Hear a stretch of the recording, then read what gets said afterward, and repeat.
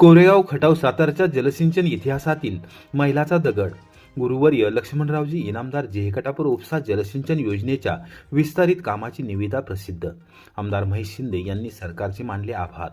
दुष्काळाच्या फेऱ्यात कायम अडकलेल्या कोरेगाव व खटाव तालुक्यातील शेतकरी व सर्वसामान्य जनतेला महायुती सरकारने मोठा दिलासा दिला असून गुरुवर्य लक्ष्मणरावजी इनामदार जेहकटापूर उपसा जलसिंचन योजनेच्या विस्तारित कामास मंजुरी देत त्याची निविदा प्रक्रिया पूर्ण करून निविदा प्रसिद्ध करण्यात आली आहे. या निर्णयामुळे कोरेगाव खटाव तालुक्याच्या जलसिंचन इतिहासात नवा अध्याय सुरू झाला आहे. राज्य सरकारचे मी मनापासून आभार मानतो, अशी माहिती कृष्णा खोरे विकास महामंडळाचे उपाध्यक्ष आमदार महेश शिंदे यांनी मंगळवारी सातारा येथे आयोजित पत्रकार परिषदेत दिली. महायुती सरकारने खऱ्या अर्थाने दुष्काळी जनतेच्या डोळ्यातील अश्रू पुसले असल्याचे सांगत आमदार महेश शिंदे यांनी मुख्यमंत्री देवेंद्र फडणवीस, उपमुख्यमंत्री एकनाथ शिंदे, जलसंपदा मंत्री राधाकृष्ण विखे पाटील तसेच सातारा जिल्ह्याचे पालकमंत्री शंभूराज देसाई यांचे विशेष आभार मानले आहेत. कृष्णा खोरे विकास महामंडळाचे उपाध्यक्ष म्हणून सातत्यपूर्ण व अभ्यासपूर्ण पाठपुराव्यामुळे कोरेगाव विधानसभा मतदारसंघातील कोरेगाव, खटाव व सातारा तालुक्यातील वंचित गावांसाठी तब्बल 2.15 टीएमसी अतिरिक्त पाणी मंजूर झाले आहे. अनेक वर्षांपासून पाणी टंचाईचा सामना करणाऱ्या शेतकरी व ग्रामस्थांसाठी हा निर्णय अत्यंत दिलासादायक ठरला आहे. कोरेगाव मतदारसंघाचा पाण्याचा संघर्ष होता तो आज पूर्णत्वास जातोय. त्यामुळे मी राज्य सरकारचे खूप आभार मानतो. साधारणतः 1,90,000 एकर क्षेत्र हे ओलिताखाली येणार. एवढं प्रचंड मोठ्या प्रमाणात क्षेत्र खटाव तालुका, कोरेगाव तालुका आणि सातारा तालुका या तिन्ही तालुक्यातलं मिळून 1,00,000 हे एवढं प्रचंड मोठं क्षेत्र आज या ठिकाणी ओलिताखाली येत आहे. आणि याच्यातूनच आता आपण पुढचा टप्पा जो घेतोय आणि हे सगळं पाणी जे आहे ते पुढच्या टप्प्यातलं हे पीडीएफ पाईप डिस्ट्रीब्युशन नेटवर्कच्या मार्फत हे समुद्र पोहोचणार आहे. 15 एकराला एक टीआय हे महाराष्ट्रातला पहिला प्रयोग जो कृष्णा खोरेचा उपाध्यक्ष असताना मी राबवला आणि तो आता कोरेगाव मतदारसंघामध्ये राबवतोय. 15 एकराला एक टी या पद्धतीने ही डिस्ट्रीब्युशन. जलसंपदा मंत्र्यांना तुमच्या तालुक्यातले माझी जमलं नाही, तुम्ही उपाध्यक्ष असताना करून दाखवा कृष्णा खोरे. आम्ही ही निवडणूक स्थानिक भूमिपुत्र विरुद्ध बाहेरचा अशी लढलो होतो. शेवटी आम्ही तिथे राहणारे लोक आहोत. आम्हाला तिथल्या दुष्काळाची जाणीव आहे आणि मला जी संधी दिली, माझं जरी पद छोट असलं तर ती संधी आम्ही सत्य काढण्यासाठी प्रयत्न करतो. 98% गावं सिंचनाखाली येणार.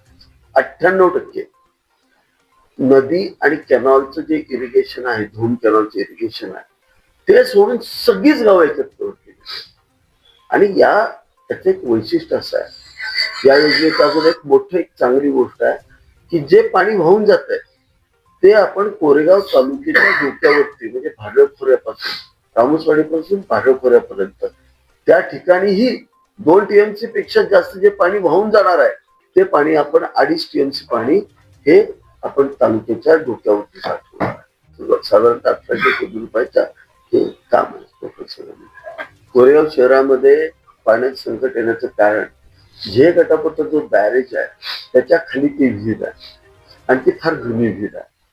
आणि त्या ठिकाणचं जे पाणी विजेचं कनेक्शन होतं ते पण कनेक्शन 24 तासाचं नव्हतं.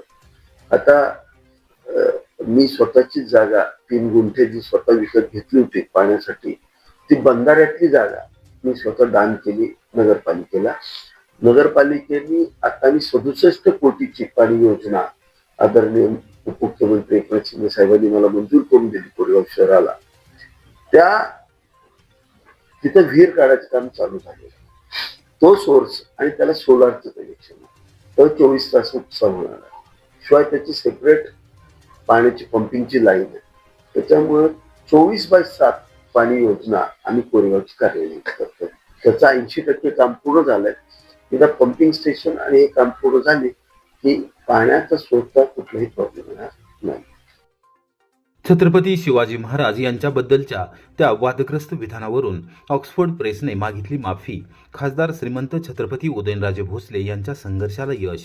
ऑक्सफोर्ड युनिव्हर्सिटी प्रेसने छत्रपती शिवाजी महाराज यांच्या संदर्भात प्रकाशित केलेल्या एका वादग्रस्त पुस्तकातील विधानाबद्दल अखेर जाहीर माफी मागितली आहे. 2003 मध्ये प्रकाशित झालेल्या Shivaji Hindu king in Islamic India या पुस्तकात महाराजांबद्दल आक्षेपार्ह आणि ऐतिहासिक पडताळणी न करता काही विधाने छापण्यात आली होती. या प्रकरणी छत्रपती शिवाजी महाराजांचे वंशज श्रीमंत छत्रपती उदयनराजे भोसले यांनी घेतलेल्या आक्रमक भूमिकेनंतर संस्थेने हे पाऊल उचलले आहे.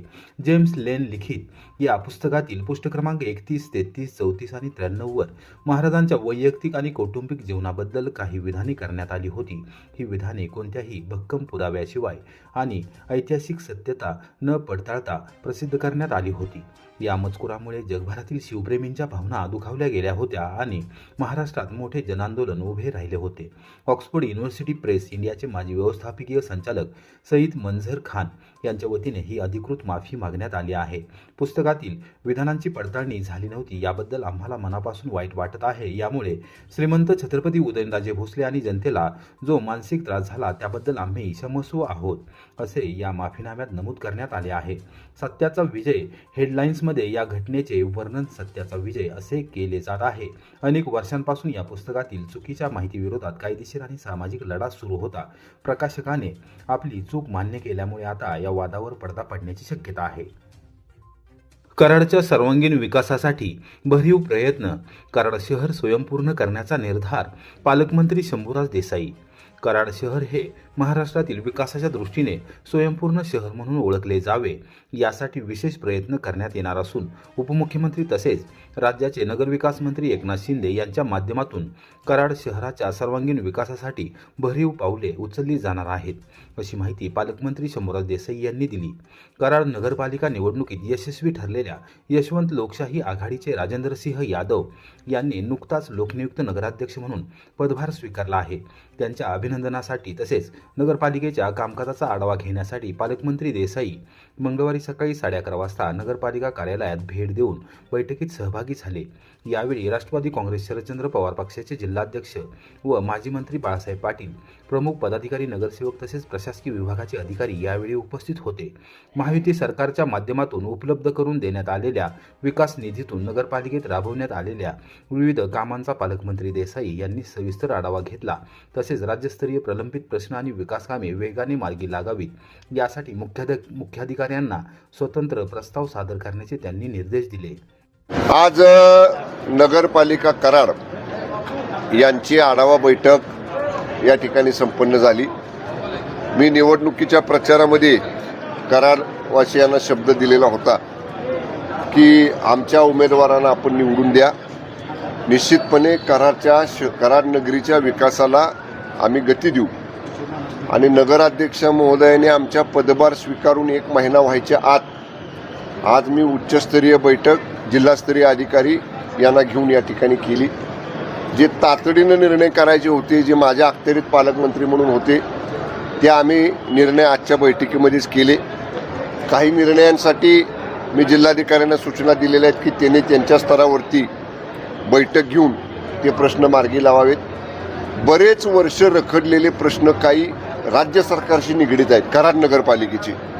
त्या बाबतीत सुद्धा मी स्वतंत्र टिप्पणी मुख्याधिकाऱ्यांना करायला सांगितलेली आहे. आता ही महानगरपालिकेची आचारसंहिता सुरू आहे, त्याच्यानंतर लगेच जिल्हा परिषदेच्या निवडणुका लागतील. ह्या दोन्ही निवडणुका संपल्या की माननीय उपमुख्यमंत्री तथा नगरविकास मंत्री आदरणीय एकनाथजी शिंदे साहेबांच्याकडं या राज्यस्तरावर जे प्रलंबित प्रश्न आहेत नगरपालिकेचे ते सोडवण्यासाठी या ठिकाणी आपण बैठक मुंबईमध्ये घेणार आहोत. आदरणीय शिंदे साहेबांनी सुद्धा जेव्हा या निवडणूक प्रचाराला ते कराड नगरीमध्ये आले होते तेव्हा त्यांनी सांगितलेलं आहे की कराडच्या विकासाला निधी कमी पडू देणार नाही. तशाच पद्धतीनं आम्ही निश्चितपणे कराड नगरीच्या विकासासाठी निधी राज्यस्तरावरून आणणं, अनेक वर्ष राज्याकडं प्रलंबित असणारे प्रश्न सोडवणं या कामाला आज सुरुवात केलेली आहे आणि काही निर्णय आजच्या बैठकीतच आम्ही घेतलेले आहेत. वीज दर वाढी विरोधात ग्राहकांनी एकत्र या. गुरुवारी पुण्यात जनसुनावणी.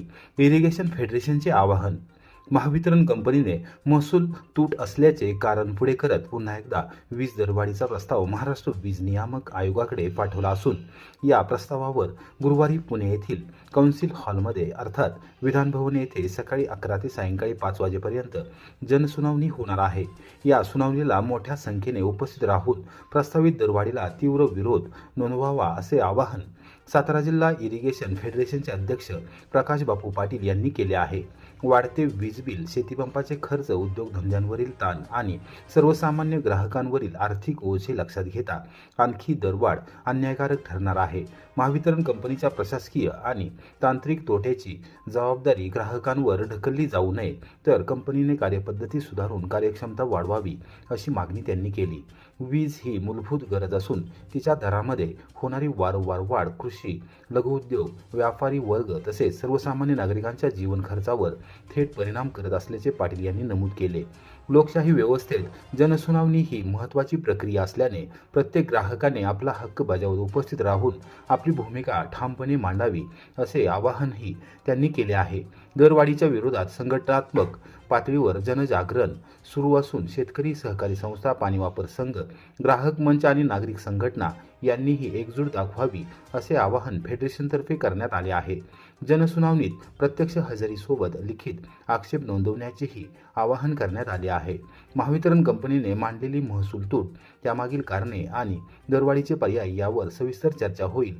दरम्यान ग्राहकांना दिलासा देणारे आणि दीर्घकालीन तोडगे शोधण्याची गरज असल्याचे मतही पाटील यांनी व्यक्त केले. पारदर्शकता आणि जबाबदारीसह वीज व्यवस्थापन झाल्यास दरवाढीची गरजच भासणार नाही असा विश्वास त्यांनी व्यक्त केला.